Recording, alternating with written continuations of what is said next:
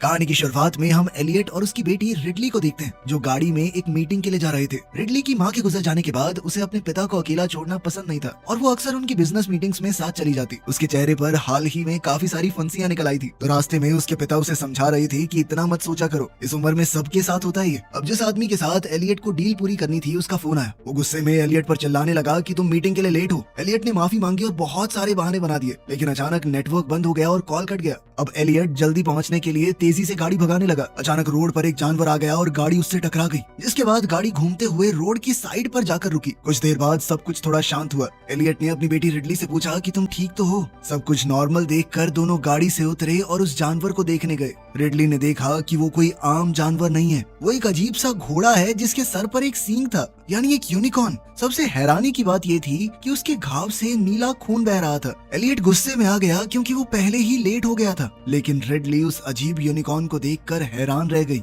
उसने ऐसा जीव पहले कभी नहीं देखा था। तभी यूनिकॉर्न के सींग से पीली रोशनी चमकने लगी। बिना सोचे रिडली ने हाथ बढ़ाया और उसे छू लिया। जैसे ही उसने सींग को छुआ उसे अजीब चीजें दिखने लगी। सब कुछ उसकी आंखों के सामने धुंधला हो गया। फिर उसे अपने पिता की आवाज सुनाई दी और वो दोबारा से होश में वापस आई। उसने देखा कि उसके पिता यूनिकॉर्न को मार रहे थे। रिडली ने चीख कर उन्हें रुकने को कहा, लेकिन एलियट ने उसे इग्नोर कर दिया और तब तक नहीं रुका जब तक यूनिकॉर्न पूरी तरह मर नहीं गया।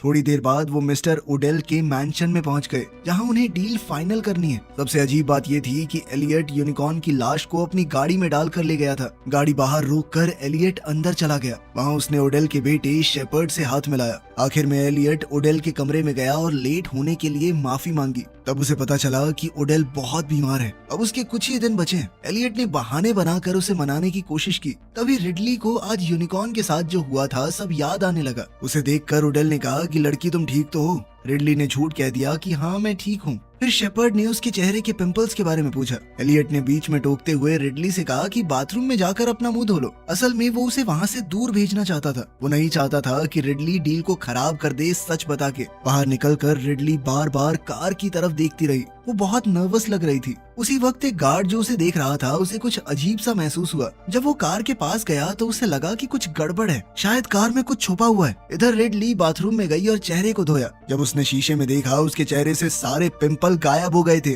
जब उसने तौलिए को देखा तो उसमें नीला खून लगा हुआ था, यूनिकॉर्न का खून। उधर ओडेल ने एलियट से कहा, मैं हर तरह के इलाज को ट्राई कर चुका हूँ, किसी चीज ने काम नहीं किया, अब तो बस मौत का इंतजार है। ओडेल ने ये भी बताया कि मैं डील सिर्फ इसलिए कर रहा हूँ ताकि मेरी कंपनी और परिवार सेफ रहे मेरे मरने के बाद। उसने अपने बेटे शेपर्ड की जिम्मेदारी भी एलियट को दी। इधर रिडली हैरान थी क्योंकि उसके चेहरे के दाग बिल्कुल